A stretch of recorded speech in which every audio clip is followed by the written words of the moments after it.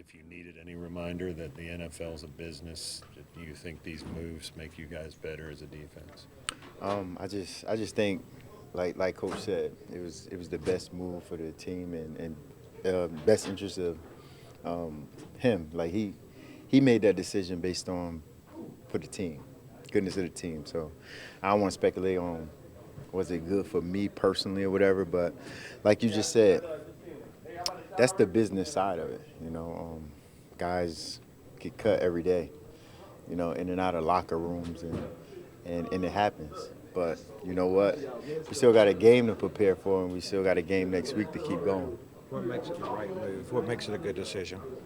Only coach can answer what makes it a good decision. I'm not saying that because I didn't make the call to say it was good or bad, but like like Coach said, he said it was the best decision for the team, so that's what we're gonna go with. Mike, was there a message that was sort of getting lost in translation from Eric to you guys as players, or even you with some fairly inexperienced secondary coaches? No, I wouldn't think so because, you know, especially Luke. Me and Luke, we talk all the time, and it's a lot of vets here, especially with E.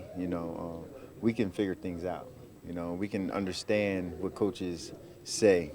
Sometimes coaches mess up and they say, "Do what I mean, not what I say." And we can adjust and we can get that. We can get that right because we're a veteran group back there. So things getting lost in translation, I don't think that was a problem. How do you describe the play calling yesterday with Ron there, the style or the whatever compared to what you had with Eric? Well, they've been working together for a while, so it, it, I think you guys just caught beat on it, but they've been working together for a long time, so it wasn't anything surprising, anything that changed. How long ago did that transition take place, Mike?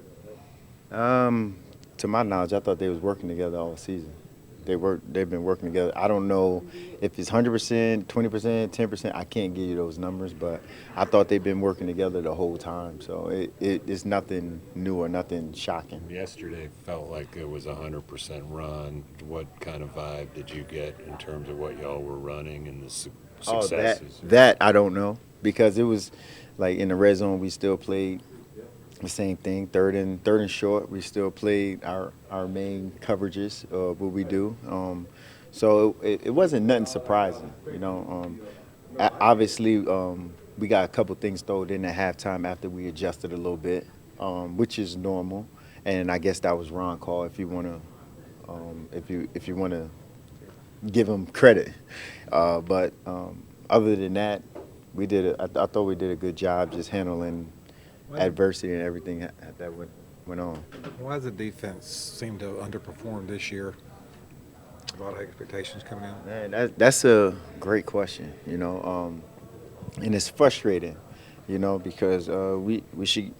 eh, we can look in hindsight. We can look back and say we should have won in Detroit. We should have won in Washington, Seattle. We definitely should have won. But at the end of the day, coaches put us in a good position by making calls in third and 15. We can't let a ball go over our head. Third and 17, fourth and 3. We got to get off the field.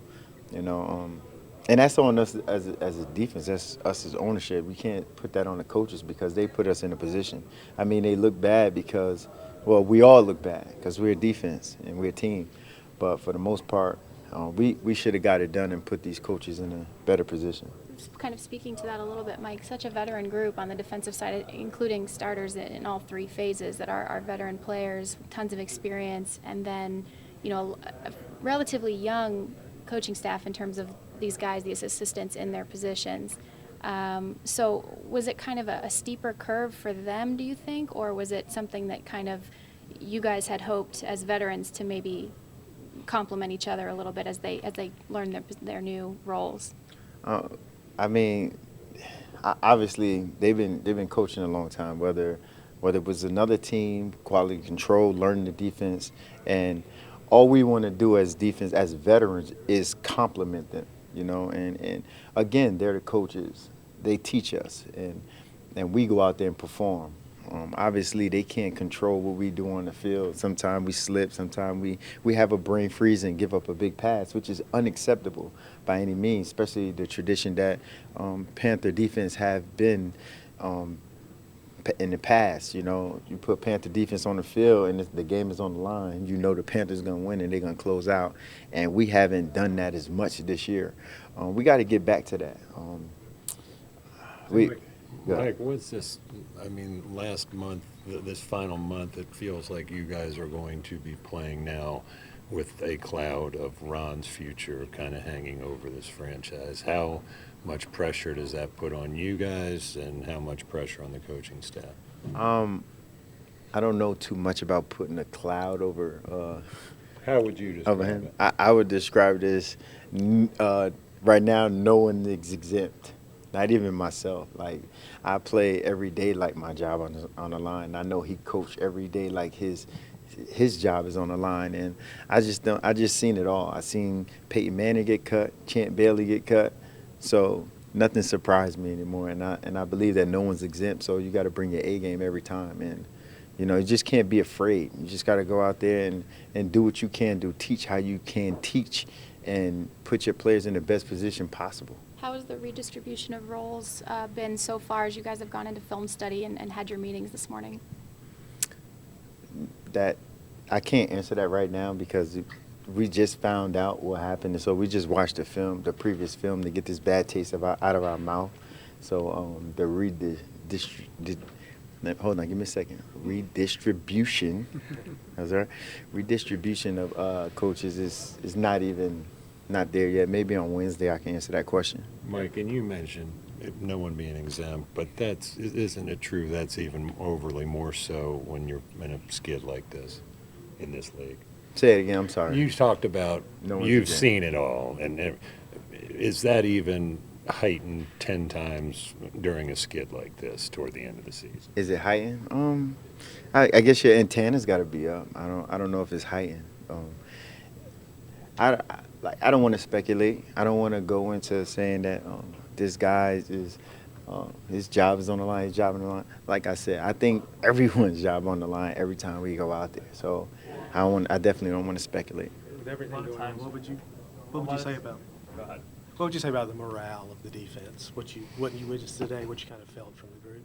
Y'all going in on me today, huh? Ain't We nobody here appreciate you to no tapping backup. We appreciate you Can't talking. tap out. Couple guys tapped All out. right, go ahead. Say that again. Just My the bad. morale of the defense today. What you kind of the mindset you guys had coming out of meetings today. Well, obviously it's a disappointing win. But when we look at it, it's crazy because we still have a chance, you know, and that's the fortunate part. But it's crazy because we have to take care of what we have to take care of, and we haven't done that. So the morale is still up. We still got faith, and we still believe that we can go out and start ripping off some wins. We lost 4 in a row. Why can't we win 4 in a row? You know, it has been done before. Mike, you mentioned that you've sort of seen everything at this point. How did some of the younger guys like Dante take the news? I didn't have a chance to talk to any of them. Obviously, that was Dante's coach. He coached him and he worked with him closely. I haven't had a chance to talk to him, but I will. Have you read a case where the head coach is taking over the play calling for defensive side? Yes, completely. I had that done before. Actually, my second year in the league, when I was in San Francisco, Mike Nolan, when he was head coach, he started taking over. And what? That was 100% though. I don't think that's the case here, because like I said, they've been working together for a while. What I experienced before was totally different. It was 100% takeover. Yeah, but when Ron says he's taking over the play calling, he's not sharing it now. It doesn't sound like. Oh, well, I don't know about that. I just know they've been working closely together for a while. So if he's taking over 100% of the play calling next week, that'd be news to me, and we'll see how that go. But right now, I know they've been working closely together for a while. Including in terms of play calling, is your understanding, prior to now? When you Yeah. say they've been working together, you think they've even been collaborating Yeah, play calling? absolutely. A lot of times, stuff like this, like a move, coaches being fired, players being cut, things like that, can be almost like a message being sent to how the rest of the season can go. Do you think you can use this to kind of propel yourself forward for the last 4 games? If you got to use this to propel yourself forward for the last few games, you've been doing something wrong the last couple weeks. You know, I've been grinding and the team been grinding, trying to get wins and working our butts off. You know, so I don't think this is like a message, a sense of urgency where it's like, oh, we gotta start doing this. No, you should have been doing that. You know, so I don't take it like that.